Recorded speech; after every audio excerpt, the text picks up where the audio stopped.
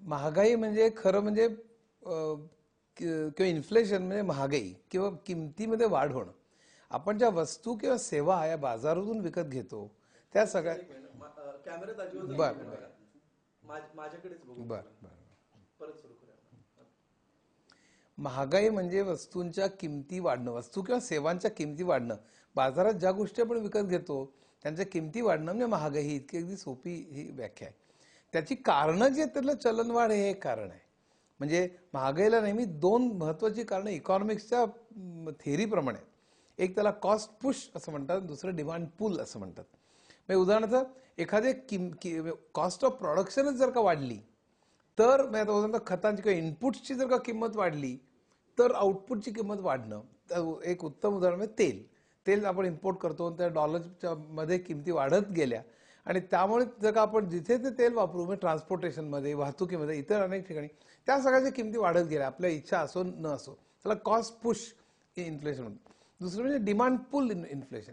एखाद्या गोष्टीची डिमांड वाढत गेली आणि पुरवठा तेवढाच राहिला, वस्तू तेवढ्याच आहेत बाजारपेठेत वस्तू व सेवा, पण त्याची मागणी जर का भरमसाठ वाढत गेली तर तेवढ्याच वस्तू किंवा सेवांच्या मागे जास्त पैसा हा धावायला लागतो. म्हणजे त्याच्यात कॉम्पिटिशन व्हायला लागते आणि पैसा जास्त धावायला लागल्यामुळे सप्लाय डिमांड प्रमाणे त्याच वस्तूसाठी झटापट होते. मग कोणी 10 रुपये द्यायला तयार होईल, कोणी 15 रुपये. प्रत्यक्षाची बोली लावत नाही पण मार्केटमध्ये त्याच्या अर्थातच त्याचं स्वरूप म्हणजे किमती वाढलेले दिसतात. म्हणूनच खरं म्हणजे किमती म्हणजे बाजारातल्या वस्तू आणि सेवा ज्या विकायला ठेवलेल्या असतात आणि त्या विकत घेण्याकरता जो बाजारात असणारा पैसा असतो यांचं गुणोत्तर जे आहे, यांचा रेशो आहे तो सगळ्यात महत्वाचा आहे. म्हणूनच चलनवाढ म्हणजे एकंदरीत बाजारपेठेत असलेला पैसा, अर्थव्यवस्थेत असलेला पैसा आणि वस्तू आणि सेवा ज्या विकायला ठेवतात यांच्या प्रपोर्शनवरनं महागाई ठरते. आणि जेव्हा पैसा वाढतो म्हणजे चलन वाढ होते तेव्हा महागाई वाढते असं म्हणतात. चलनवाढ हे डेफिनेशन, हे व्याख्या, हे त्याचा महागाईचा अर्थ नव्हे पण त्याचं कारण आहे असं म्हणताय. चलनवाढ होते त्यावेळी वस्तू महागतात, ही नेमकी काय प्रक्रिया असते? उदाहरण देऊन सांगायचं झालं तर म्हणजे आता समजा आपल्याला मी बूट, गहू किंवा इतर अनेक वस्तू मी घ्यायला लागलो. आता उत्पादन जर का तेवढंच झालेलं आहे पण कुठल्या तरी कारणाने पैसा वाढला तर तो तेवढाच पैसा अनेक वस्तू, या सगळ्या वस्तू खरेदी करायला धावायला लागतो. त्यात स्पर्धा लागते आणि त्यामुळे त्याच्या गुणोत्तरामध्ये पैशाचे भाग वाढल्यामुळे अर्थातच प्रत्येक वस्तूची किंमत किंवा सेवेची किंमत ही वाढायला लागते आणि ही अशा तऱ्हेने ती महागाई ही वाढते. आणि हा डिमांड पूलचा भाग झाला. दुसरा कॉस्ट पुशचा भाग सांगितलं त्याप्रमाणे जर इनपुटची कॉस्ट वाढली तरी सुद्धा तो महागाई वाढते. दोन मुख्य कारणांमुळे महागाई वाढते. बाजारात जो पैसा जास्त प्रमाणात येतो त्याची काय काय कारण असतात? का हा पैसा वाढतो? त्याची पहिली गोष्ट पैसा कशा तऱ्हेने निर्माण होतो. पैसा का निर्माण होतो? हा पैसा सरकारच्या नोटा छापतं. त्याचं मुख्य कारण नोटा किंवा नाणी किंवा जे काय असेल ते त्या किंवा बँकेतले डिपॉझिट्स की ज्याच्या अगेन्स्ट अर्थातच पैसा असावा लागतो लोकांनी मागितला तर म्हणून काही प्रपोर्शनमध्ये. तर जो पैसा आपण सर्क्युलेशन असतो तो पैसा आपल्या GDPशी त्याचं एक रिलेशन असावं लागतं. म्हणजे जसं आपलं उत्पादन वाढेल राष्ट्राचं तेवढं उत्पादन खरेदी करण्याची क्षमता पाहिजे लोकांमध्ये. त्यामुळे तेवढ्या नोटा किंवा तेवढे पैसे या त्या फॉर्ममध्ये लोकांकडे असले पाहिजे. त्यामुळे एक अगदी सिंपल रूल म्हणजे जसं GDP वाढेल म्हणजे दरवर्षी तेवढ्या नोटा वाढवत नेल्या की महागाईचा प्रश्नच उद्भवणार नाही. कारण उत्पादन तेवढंच वाढलंय, नोटा किंवा चलनचं तेवढंच वाढलेलं आहे. त्यामुळे गुणोत्तर तसंच राहील. पण तसं होत नाही. चलन वाढ जी होते त्याला अनेक कारण आहेत. त्यातलं एक महत्वाचं कारण म्हणजे फिस्कल डेफिसिट. आणि फिस्कल डेफिसिट म्हणजे काय तर ते सरकार आपल्याला जे मिळकत मिळते आणि सरकार जे खर्च करतं यातला फरक. तर डेफिसिट दोन प्रकारचं असतं. एक रेव्हेन्यू डेफिसिट आणि दुसरं फिस्कल डेफिसिट. रेव्हेन्यू डेफिसिट म्हणजे त्या वर्षी सरकारला जे इन्कम मिळालं असतं, इन्कम म्हणजे मुख्यत्वे करांच्या स्वरूपात मिळतं, बाकीचे असतात जेलमध्ये मिळालेलं, हे सरकारच्या कंपन्यांचा नफा वगैरे असं बरंच. पण करांचं जे उत्पन्न ते सगळ्यात जास्त. आणि सरकार जे खर्च करतं अनेक गोष्टींवर सरकार खर्च करत असतं आणि अगदी मिलिटरी, लष्करपासून शिक्षण, आरोग्य अनेक गोष्टी. सरकारला मिळालेलं उत्पन्न आणि सरकारला मिळालेला खर्च यातल्या फरकावरून हे सगळं ठरतं. म्हणजे आपण जे प्लॅन्ड इन्कम आणि प्लॅन्ड खर्च ह्यातला फरक जर का शून्य असेल तर त्याला बॅलन्स बजेट असं म्हणतात. जर का मिळकत जास्त झाली त्याला सरप्लस बजेट म्हणतात आणि मिळकत कमी झाली आणि खर्च वाढला तर त्याला डेफिसिट बजेट म्हणतात. म्हणजे खरा जर का खर्च हा मिळकतीपेक्षा वाढला तर त्याला डेफिसिट असं म्हणतात, फिस्कल डेफिसिट म्हणतात. तर एका वर्षीचे इन्कम जर का एका वर्षीचा खर्च हा एका वर्षीच्या मिळकतीपेक्षा जास्त झाला तर त्याला रेव्हेन्यू डेफिसिट म्हणतात. रेव्हेन्यू डेफिसिट एका वर्षीचा. पण तो मग भरून कसा काढायचा, तो अनेक मार्गाने भरून काढता येतो. तर त्यातला एक मार्ग म्हणजे सरकार काय करतं, जो मार्ग माझ्या मते चुकीचा आहे, पण सरकार काय करतं, सरकारचे जे ॲसेट्स आहेत म्हणजे कंपन्या आहेत, जमीन आहे, अनेक गोष्टी त्या सरकार विकतं. आता जे 2G आणि कोल ब्लॉक झालं तर तेच झालं की सरकारच्या मालकीचे ॲसेट्स विकतं. त्यांनी आलेला पैसा जो आहे तो त्या वर्षीचं जे काही डेफिसिट आहे ते भरून काढण्याकरता वापरतं. ते आपल्या फिक्स डिपॉझिट सोनं जमीन आपल्या मालकीची ती विकून आपल्याला दरवर्षी आलेले जो तूट आहे ती भरून काढण्यासारखं आहे. हे किती वेळ टिकणार आपलं. म्हणून हा मार्ग काही कायमस्वरूपी नाही. पण या दोन्ही करून म्हणजे संपूर्ण हे विकून सुद्धा आणि सरकारचं त्या वर्षीचं मिळकत आणि खर्च यांचा जो फरक आहे याचा कॅश फ्लो जो असतो टोटल त्याला फिस्कल डेफिसिट असं म्हणतात. यावर्षी मला जी मिळकत मिळाली करांच्या स्वरूपात किंवा जमिनी विकून लॉंग टर्म आणि मी जो खर्च केला यातला जो फरक आहे तो जो फरक आहे त्याला फिस्कल डेफिसिट. आता तो दोन मार्गाने भरून काढता येतो. त्यातला एक मार्ग म्हणजे कर्ज काढणं आणि दुसरा मार्ग म्हणजे नोटा छापणं. आता यामुळे या विषयाकडे येतोय. म्हणजे पहिल्यांदा हा जर का मला फरक भरून काढायचा असेल मी खर्च जास्त करू कसा शकतो, सरकारकडे पैसा येणार कुठून, तर दोन मार्ग असतात. एक म्हणजे मी रेल्वे बॉन्ड सारखे किंवा आरबीआयचे बॉन्ड सारखे कोकण रेल्वे वगैरे अशा तऱ्हेचे बॉन्ड्स काढतो आणि ते लोकांना विकायला लावतो, विकण्याला हे करतो. लोक जे ते बॉन्ड्स घेतात ते लोक त्यांच्याकडे जे सेव्हिंग असतं ते सेव्हिंग सरकारला देतात आणि त्यांच्याकडे ते सर्टिफिकेट्स येतात, कागद येतात. त्यामुळे सरकारला पैसा मिळतो आणि तो सरकार इथे खर्च करतं फिस्कल डेफिसिट हे करण्याकरता.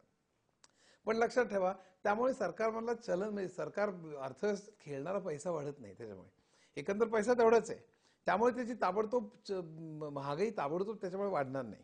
त्याच्या अर्थात इतर इकॉनॉमिक्समध्ये तुम्ही गेलातच तर त्याचे इम्प्लिकेशन बरीच आहेत. म्हणजे सेव्हिंग करून ते इन्व्हेस्टमेंट किती त्यातली होईल, बरं सरकारने खर्च केल्यामुळे इन्व्हेस्टमेंट किती होईल आणि खर्च किती होईल, त्यामुळे असे बरेच. पण मुख्य म्हणजे हा काय फार मेजर इश्यू नाही. ते सर्व अर्थव्यवस्थेतलेच पैसे लोकांच्या हातातले काढून सरकार घेतं, त्यांच्या हातात बॉन्ड्स देतं आणि फिस्कल डेफिसिट भरून करतं. दुसरा मार्ग म्हणजे सरकार चक्क नोटा छापतं. आता या नोटा छापल्या तर तीन प्रकारे त्याचा उपयोग होऊ शकतो. खरं म्हणजे चार प्रकारे. एक म्हणजे या नोटा छापून सरकारने असे उद्योग काढले किंवा अशा याच्यात खर्च केलं की त्याच्यामुळे ऍक्च्युली बाजारपेठेतल्या वस्तू आणि सेवा तितक्याच प्रमाणात वाढल्या. समजा सरकारने खर्च केले तेवढ्या नोटा छापल्या, त्या नोटा छापून कारखाने काढले समजा, आणि सरकारी कारखाने काढावे हवे का मुद्दा, पण सरकारी कारखाने काढले त्यामुळे लोकांना रोजगार मिळाला, त्यांच्या हातात पैसा गेला आणि त्यामुळे वस्तू बाजारपेठेत त्याच प्रपोर्शनमध्ये तयार झाल्या आणि त्या वस्तू घेण्याकरता लोकांकडे त्याच प्रपोर्शनमध्ये पैसा आला तर महागाई वाढणार नाही. एक मुद्दा. दुसरा मार्ग सरकार खर्च करण्याचा म्हणजे ॲसेट्स तयार करणं. म्हणजे तोच पैसा सरकारने वस्तू सेवा करण्याकरता वापरला नाही पण रस्ते बांधण्याकरता, धरणं बांधण्याकरता अशा तऱ्हेने वापरला, सिंचनाची हे करण्याकरता तर ताबडतोब तुम्हाला बाजारात त्याच्या वस्तू दिसणार नाहीत. ते पैसे लोकांकडे जातील ते बांधताना, सरकारने खर्च केले त्याच्यावर त्या कामगारांच्या खिशात पैसे जास्त जायला लागतील, ते बाजारात जाऊन वस्तू घ्यायला लागतील, पण वस्तू सेवा वाढलेल्या नाही आहेत. कारण ते वाढणार आहेत अजून 3-4-5 वर्षांनी वाढणार आहेत. कारण उत्पादकता वाढणार आहे, त्यामुळे शेतीचं उत्पादन वाढणार आहे, कारखान्यांचं उत्पादन वाढणार आहे, कारण रस्ते तयार झाले. पण त्याला वेळ लागतो, त्यामुळे तात्पुरतं तुम्ही बघाल तर अर्थातच त्यामुळे महागाई तुम्हाला वाढल्यासारखी दिसेल. पण लॉंग टर्म मध्ये निदान ॲसेट्स तरी तयार झालेले आहेत. त्यामुळे नेहमी इकॉनॉमिस्ट बोंबाबोंब करत असतात की आपले जे सरकार खर्च करतं पण ॲसेट्स कुठे तयार होत आहेत. त्याचं कारण हे आहे की ॲसेट्स जर का तयार झाले तर तात्पुरती महागाई होईल पण लॉंग टर्म मध्ये निदान ती आटोक्यात येईल. तिसरा मार्ग म्हणजे सरकारने शिक्षण, आरोग्य वगैरे या गोष्टींवर खर्च करायचा. वीज, पाणी, शिक्षण, आरोग्य, टॉयलेट ह्याच्यावर खर्च. असं जर का केलं तर आपलं कॅपिटल म्हणजे ॲसेट्स हे प्रत्यक्ष धरणं, रस्ते ह्याच्यात वाढणार नाही, पण ह्याच्यामुळे ह्युमन कॅपिटल वाढेल. ज्याला ह्युमन कॅपिटल असं म्हणतात. म्हणजे लॉंग पल्ल्याने 10-20 वर्षात आपली जी तरुण पिढी पुढची तयार होईल ती जास्त उत्पादक होईल, सुसंस्कृत आणि सुदृढ आणि सुशिक्षित असा समाज तयार होईल. लांब पल्ल्याने आपला देश एक चांगला होईल, समान संधी तयार होईल आणि त्यातनं उद्योजकता वाढेल असं मला वाटतं. आज उद्योजकता नाही असं जे सगळे लोक म्हणतात त्याचं महत्त्वाचं कारण शिक्षण, आरोग्य 50-60% मिळतच नाही. पाणी, वीज, 50% कुपोषित मुलं आहेत, मुलांना कामं करावी लागतात, पाणी 4-4 किलोमीटरवरून आणावं लागतं. आपण दोन जणांची तुलना करतो, एक मनुष्य महंग श्रीमंताचा मुलगा आणि घ्यायचा आणि आता करा स्पर्धा म्हणतो, ते चूक आहे. समान संधी मिळाली तर अनेक उद्योजक तयार होतील. आणि उत्पादकता 10-20 वर्षात विचार केला तर एक चांगला समाज निर्माण होईल हे वेगळाच मुद्दा, समान संधी निर्माण होईल वेगळाच मुद्दा. पण 10-20 वर्षाचा विचार केला तर इव्हन उत्पादकता वाढेल आणि त्यामुळे बाजारातल्या वस्तू सेवा वाढतील, त्यामुळे महागाई पुन्हा लांब पल्ल्याने आटोक्यात येईल. त्या असे 3 फेजेस आहेत. आणि चौथं पण ह्याला विरोध आहे बरं का, ह्याला सध्याच्या उद्योजक क्षेत्राचा आणि सध्याच्या शेअर मार्केटचा आणि परकीय गुंतवणूकदारांचा विरोध आहे. त्याचं कारण असं की महागाई हा सध्या राक्षस मानलेला आहे सगळ्यांनी. अनएम्प्लॉयमेंट भयंकर राक्षस नाही आजच्या ग्लोबलायझेशनच्या अर्थव्यवस्थेला. IMF आणि वर्ल्ड बँकेच्या सगळ्यात मोठा शत्रू महागाई आहे, जे मला मान्य नाही. महागाई मला शत्रू वाटतो याचं कारण महागाई गरिबांना अतिशय त्रास देतो म्हणून मला शत्रू वाटतो. पण शेअर मार्केटला महागाई शत्रू वाटतो याचं कारण महागाई जर का वाढली तर शेअरच्या प्राइसेस ते त्यांना वाटतात त्या वाढत नाहीत. आणि शेअरचे जर का प्राइसेस वाढल्याने ते FIIs ज्याला म्हणतो आपण, फॉरेन इन्स्टिट्यूशनल इन्व्हेस्टर्स, ते इथे येणार नाहीत आणि शेअर मार्केट आपलं भांडवल तिकडनं पळून जाईल. ते पळून गेलं की इथल्या शेअरचे प्राइसेस कमी होतील आणि ते त्यामुळे इव्हन भारतीय कंपन्या आणि परदेशी कंपन्या ह्यांचं जे त्यांचं कॅपिटलमधली जी काही मार्केट कॅपिटलायझेशन म्हणतात त्याला, त्यांची जी काही श्रीमंती आहे ती कमी होईल. म्हणून त्यांना शेअर मार्केटची प्राईस सगळ्यात जास्त महत्त्वाची वाटते. आणि त्यामुळे इन्फ्लेशनमुळे शेअर मार्केटची प्राईस जर का फॉल पडली तर ती त्यांना नको असते. म्हणून ते महागाई हा सगळ्यात मोठा शत्रू आहे असं आत्ताची न्यू लिबरल व्यवस्था मानते, जे मला मान्य नाही. महागाई शत्रू आहे, पण शत्रू असण्याचं कारण तो गरिबांना छळतो म्हणून तो आहे शत्रू. त्याचं अनालिसिस आपण करूच.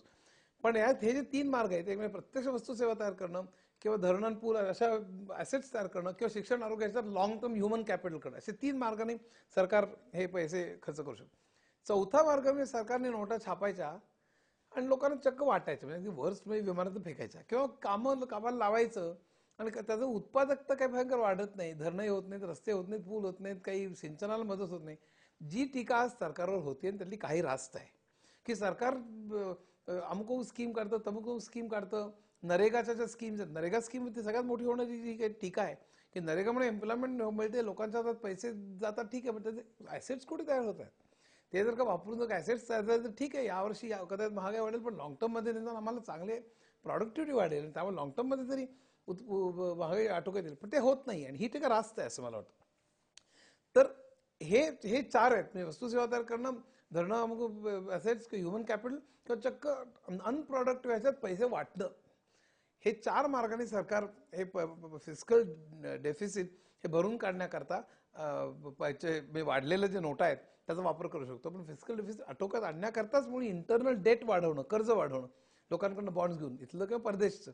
पण ते डेट जर का घेतलं तर त्याच्यावर व्याज द्यावं लागतं, हा त्याच्यात आपण शिरायला नको. आणि दुसरं म्हणजे नोटा छापणं. तर या सगळ्यामुळे जर का आपलं सरकार विशेषतः चौथा मार्ग जिथे अनप्रोडक्टिव्ह ह्याच्यात पैसे वाटणं हे करत असल्यामुळे आपली महागाई ही बऱ्याच प्रमाणात वाढतीये असं मला वाटतं. पुढचं असं आहे की म्हणजे महागाई ही हेल्दी अर्थव्यवस्थेसाठी गरजेची आहे असं म्हणतात. दुसरीकडे सध्या ते संकट झालंय म्हणून त्याचा सामनाही करायचा. तर कुठल्या स्टेजला ती चांगली असते आणि कुठल्या सर्टन स्टेज नंतर संकट? नाही, महागाई चांगली असं की मला भयंकर काही वाटत नाही बरं का. महागाई अर्थव्यवस्थेला चांगली असं म्हणलं तर असं ह्याच्यावर माझं काही एकमत नाही आहे. त्याचं काय आहे की त्याचं लॉजिक इंटरेस्ट रेटच्या थ्रू जातं. म्हणजे इंटरेस्ट रेट जर का, म्हणजे मुख्य मुद्दा काय असतो की इंटरेस्ट रेट आपण कमी ठेवायचा की नाही बँकेचा. कारण बँकेचं जर का, कारण GDP ग्रोथ म्हणजे जी वाढ जे म्हणालात आणि महागाई हे 2 शत्रू आहेत एकमेकांचे. म्हणजे महागाई GDP वाढीला पूरक असते असं नाही आहे. त्यातलं खरं असं आहे की GDPची वाढ आणि महागाई एकमेकांचे शत्रू आहेत. कसं, एक उदाहरण घेऊन सांगतो. समजा आपण बँकेचे व्याजदर अतिशय कमी ठेवले, तर बँकेचे व्याजदर जर का कमी ठेवले तर काय होईल की लोक म्हणतील माझ्याकडे पैसे एवढे आहेत, मी बँकेत ठेवले तर मला इतका कमी पैसा, इतकं कमी व्याज मिळेल, कशाला एवढं ठेवायचे, खर्चच करून टाकू. त्यामुळे लोक खर्च करायला जातील.